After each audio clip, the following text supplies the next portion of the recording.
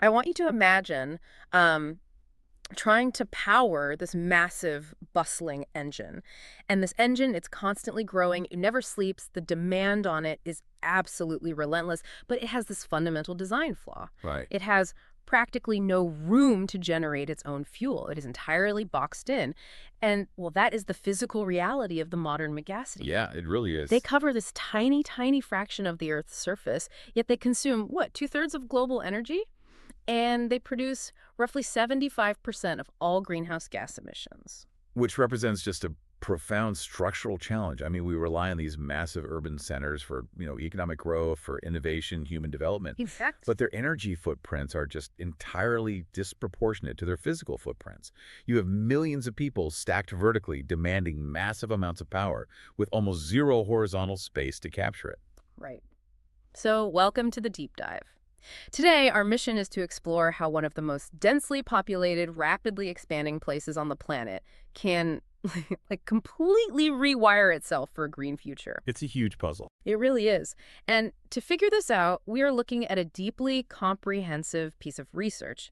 The exact source we're unpacking today is titled Towards 100% Renewable Energy in African Megacity, a multidimensional assessment of Greater Cairo's transition pathway options. And, this study fills just a glaring blind spot in urban energy research. Yeah, totally. Because when you look at the existing literature on how cities transition to green energy, the focus is overwhelmingly on the global north and parts of Asia. Right, you see endless models for places like Berlin or Copenhagen. Or Tokyo, exactly. But Africa actually has the fastest growing cities in the world. Mm. And yet, megacities like Lagos, Johannesburg, and Cairo, they've been almost entirely left out of comprehensive 100% renewable energy transition modeling until now. Which is an incredible oversight when you realize the sheer scale of these populations. So to figure out how to solve this massive geographic and energetic puzzle, we need to define the playing field, right? Yeah, we have to look at the boundaries. Right. So in this study, the researchers are looking specifically at Greater Cairo, which they define for this model as the governorates of Cairo and Calliope. They actually left out Giza and grouped it with other regions just for the sake of the simulation. Right. Which leaves us with a defined area of 4,209 square kilometers. And that 4,209 square kilometers, I mean, it might sound like a lot of space. It sounds huge. It does, but you have to look at the land use. Only about 30% of that land is actually inhabited. Wow. Just 30%. Yeah, much of the rest is either protected, agricultural, or just unsuitable for massive infrastructure. And within that compressed 30% inhabited space, you have a population that was roughly 16 million people back in 2020. And it's growing fast. Insanely fast. Yeah. By 2050, that population is projected to explode to over 25 million. So the question becomes, how do you model an energy grid for 25 million people living practically on top of each other 3 decades into the future? Exactly. And the researchers use something called the LUT Energy System Transition Model. And from what I understand, this isn't just like a basic spreadsheet projection. No, not at all. It's a high-resolution simulation that calculates the energy system dynamically, right? That's right. The LUT model essentially acts as a time machine for the power grid. A time machine. I like that. Yeah, because it doesn't just look at annual averages, it actually simulates the energy system on an hourly basis for an entire year. Wow, every single hour. Every hour. It tracks sunlight, wind patterns, energy demand across power, heat, and the transport sectors. And it calculates the most cost-effective way to balance supply and demand every single hour, stepping forward in 5-year intervals from 2020 all the way to 2050. That is a lot of data. So they ran several different scenarios through this time machine, but 2 of them present a very stark contrast. First, you have the baseline, which they call the current policy scenario, or CPS. Right. This is essentially what happens if Greater Cairo just sticks to its currently published governmental targets. And the current policy scenario is, well, it's a harsh warning. Yeah. Because if the city follows that path, by 2050, it will still rely heavily on fossil fuels. In fact, it only reaches a 35% renewable electricity share. Which isn't nearly enough. No. And because they are still relying on inefficient combustion engines in cars and fossil fuels for heating, Yeah. the sheer volume of primary energy they need to consume just continues to climb dramatically. Right. But then we have the optimal path they identified, formally called the best policy scenario, with a 4% high transmission growth rate. Or BPS-4HT for short. Yeah. We will just call it the optimal scenario for this deep dive. This pathway actually achieves 100% renewable energy across all sectors. So that's power, heat, transport by 2050. Which is huge. It's massive. But the part that really caught my attention isn't just the emissions drop. It actually reduces the levelized cost of final energy by 20%. Let's slow down on that term for a second because it's crucial. For those who aren't energy economists, levelized cost basically means calculating the total cost to build, maintain, and run a power system over its entire lifetime, right? And then dividing that by the energy it produces. Exactly. It is the true apples-to-apples price tag. Right. And that metric, it completely disrupts this old assumption that transitioning to green energy is some massive economic burden. Right, the idea that going green is a luxury. Exactly. This study proves that leapfrogging entirely to 100% renewable energy doesn't just clear the air, it makes the final energy fundamentally cheaper for the entire system. It's like looking at a set of architectural blueprints. One blueprint, the current policy, builds this sprawling, inefficient house that is incredibly expensive to heat and constantly needs repairs. Yeah. But the other blueprint requires this massive upfront renovation. But once it's built, the house is hyper-efficient and the monthly utility bills drop by 20%. That's a great way to put it. But, building that second house in a city with practically zero empty land requires a very specific mechanism. How does a megacity hit 100% renewable energy when it literally doesn't have the space to build massive solar farms? Well, the mechanical reality is that it cannot do it alone. It is physically and economically impossible for a megacity of this density to generate its entire energy demand from within its own municipal borders. Which brings us to the core mechanism of the optimal scenario, which is imports. By 2050, Greater Cairo will need to import a staggering 78% of its electricity supply from neighboring Egyptian regions. Primarily the East Delta. Right. Because think about the physics of energy generation. Solar and wind, they require vast expanses of land. Yeah. The East Delta and Upper Egypt have the geographic footprint and the optimal solar irradiation to generate that power at a massive scale. So Greater Cairo becomes deeply integrated into a nationwide transmission network. It reminds me of a high-performance smartphone. The city itself is the phone. It has incredible processing power, massive demand, millions of applications running constantly, but it has a tiny internal battery. Right. So to survive a full day of heavy use, it absolutely relies on being plugged into a massive power bank, which is the national grid. And just like that smartphone, if the power bank isn't charged, the phone dies. Yep. The success of Greater Cairo's green transition is entirely contingent on the rest of Egypt transitioning alongside it. Oh. But, the imports go beyond just raw electricity traveling across high-voltage wires. Oh, right. Because the transportation sector presents a different challenge entirely. Exactly. Because you can't run a massive cargo ship or a heavy freight truck on a standard lithium-ion battery. The energy density just isn't there yet. It's not. So for those heavy-duty sectors, the study factors in the trade of e-fuels, which relies on power-to-X technologies. Power to X, let's break that down. Sure. This is the process of taking clean, renewable electricity and using it to synthesize chemical fuels. So under the optimal scenario, Greater Cairo imports E-Fischer-Tropsch liquids. Or EFTL? Right, ESTL, which can directly replace diesel, and they import that from Upper Middle Egypt. It also imports e-methane from the Delta regions. So they're essentially producing the synthetic fuel where space and solar energy are cheap and abundant. Exactly. And then they transport it to the dense urban center, where it's desperately needed for heavy industry and heavy transport. Okay, so we have 78% of the electricity coming from the outside plus these synthetic e-fuels. But we really have to talk about the 22% of power that is generated locally inside the city. Oh, definitely. Because the numbers here represent a total transformation of the urban landscape. According to the study, of that local generation, 98% will come from solar photovoltaics. Or cooler PV, yeah. Right.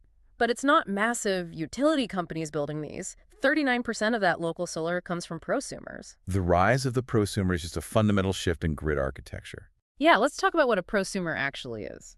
Historically, a city's energy grid is a one-way street, right? The power plant generates electricity, and the consumer buys it. It just flows one way. Exactly. Yeah. But a prosumer is someone who both consumes and produces energy. So in this model, everyday residents, commercial buildings, industrial sites, they are outfitting their rooftops with solar panels, generating power for themselves, and then feeding the excess back into the city grid. To picture what that looks like on your street, get this. In 2020, Greater Cairo had just 1 watt of distributed solar per person. Just 1 watt. which is practically nothing. It's nothing. But by 2050, this study projects that number jumping to 569 watts per capita. That is a staggering lead. It really is. That means practically every available suitable rooftop is converted into a decentralized mini power plant. Which, as you can imagine, introduces an incredibly complex operational challenge. Oh, I bet. Because when your local generation relies on sunlight, and you have millions of individual prosumers injecting power into the grid at noon, what happens at 8 p.m. when the sun goes down and everyone comes home and turns on their lights and appliances? The dreaded evening peak. Exactly. How do you keep a dynamic, decentralized system balanced?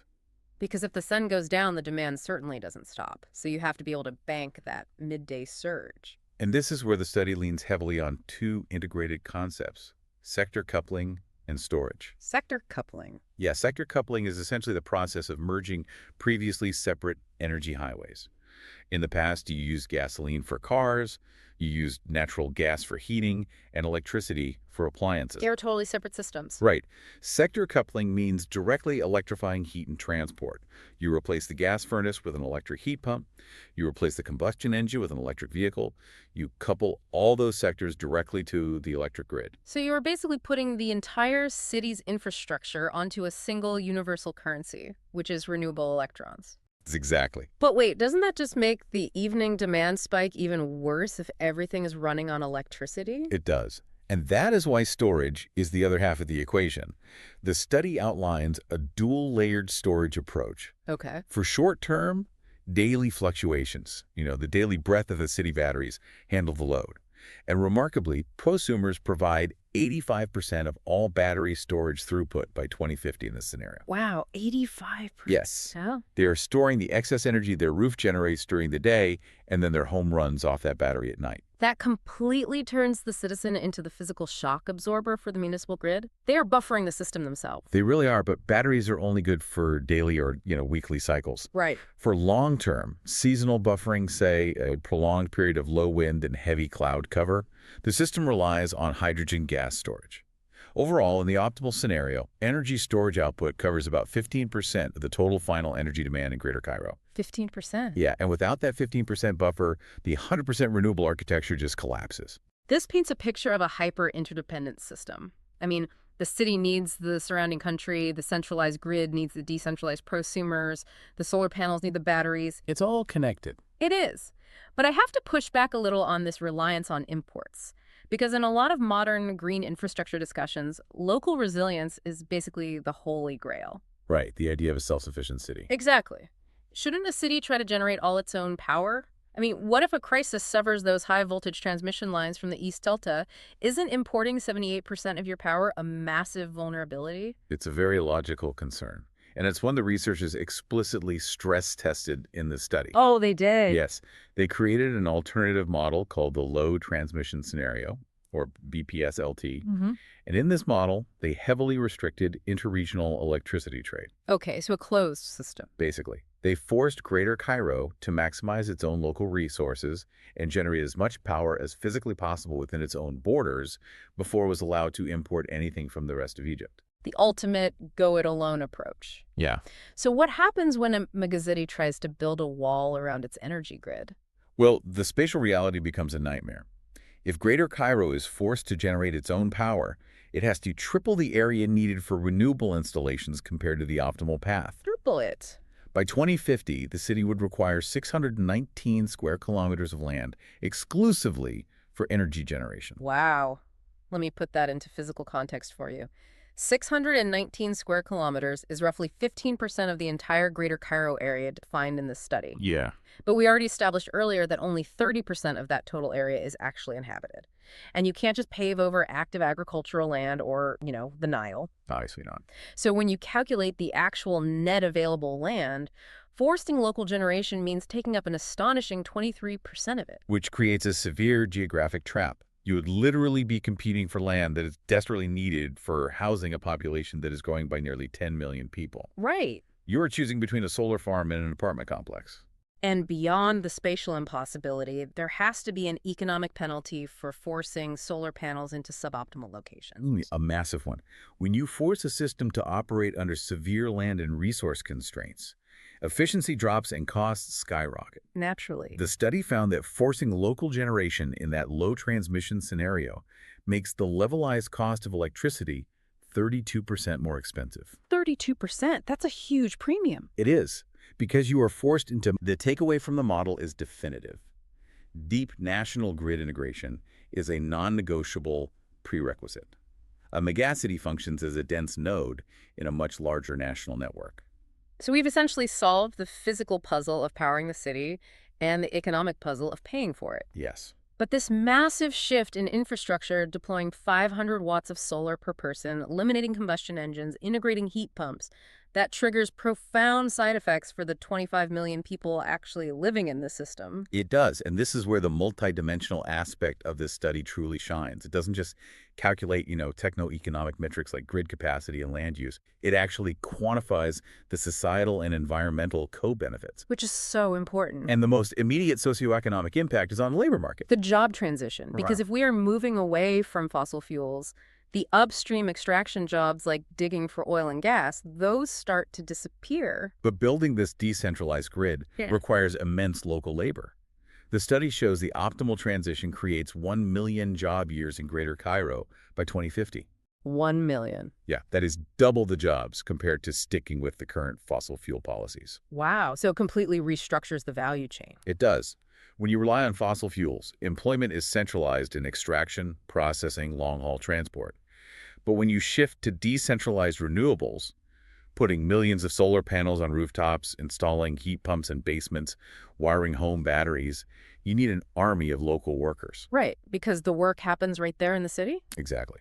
The jobs shift directly into the city for manufacturing, construction, installation, and long-term operation and maintenance. It democratizes the energy economy. And as those combustion engines disappear from the streets and the coal plants power down, it triggers an immediate biological side effect. The air quality. Yes.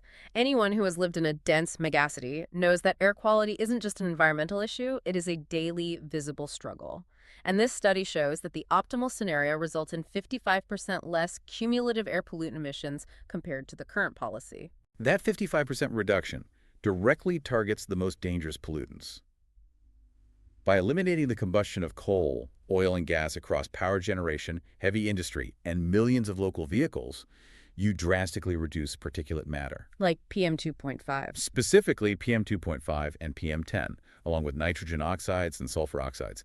These are the microscopic particles that penetrate deep into the lungs and bloodstream. And the researchers actually attached mortality data to this reduction, and the contrast is just sobering. It really is. If Greater Cairo stays on its current policy trajectory, continuing to burn fossil fuels to meet its booming energy demand, the study estimates it will lead to over 42,000 premature deaths, specifically due to air pollution by 2050. It is a devastating public health trajectory. But if they successfully navigate to the optimal 100% renewable pathway, that number drops to about 17,400. Which means we were talking about saving roughly 24,000 lives. 24,000 lives. That is an entire town's worth of people saved just by changing the architecture of the energy grid. And economists have a way of quantifying that human benefit into macroeconomic terms, too. The study uses a metric called willingness to pay. Willingness to pay. Right. This calculates how much society is willing to spend to reduce mortality risks and avoid the cascading medical costs of chronic respiratory and cardiovascular diseases. So it's assigning a strict monetary value to averting a public health crisis. Exactly. And the cumulative damage costs avoided by transitioning to renewables run into the billions. Under the current policy scenario, the cumulative damage costs to society exceed 200 billion euros by 2050. 200 billion. But in the optimal scenario, those damage costs peak around 2030, and then as the air clears, they sharply decline. So the transition literally pays for itself twice. Once in cheaper electricity and again in avoided public health disasters. It's a win-win. It truly is. Let's step back and look at the whole board here. What are the core insights you need to take away from this simulation? First, transitioning megacity like Greater Cairo to 100% renewable energy is mechanically possible, but it requires accepting that the city cannot act alone. Right. It must be deeply integrated into a national grid, importing the vast majority of its power from regions that have the geographic space to harvest it. Second, the citizens themselves must become part of the infrastructure. The only way to balance the massive local energy demand is to transform rooftops into solar generators and basements into battery nodes. The everyday resident transitions from a passive consumer to an active prosumer. Exactly. And third, the shift isn't just about reducing carbon, it is a fundamental upgrade to human life. It cuts the cost of energy, it doubles local employment, and it saves tens of thousands of lives by cleaning the air. It's a total systemic upgrade. It is. But as comprehensive as the study is, no model captures every single hurdle. And I want to leave you with a final provocative thought, inspired by the limitations noted right at the very end of this research. We've spent a lot of time talking about high voltage transmission lines, importing power from the desert, and solar panels generating power on the roof. But what about the wires connecting the two? You're talking about the low voltage distribution grid. The last mile of wires. This study brilliantly modeled the major arteries of the energy system, but it didn't look at the capillaries. The legacy medium and low voltage wiring buried directly under the pavement of Cairo. That's right. Historically, those wires were designed for a one-way flow of electricity from a central plant to a home.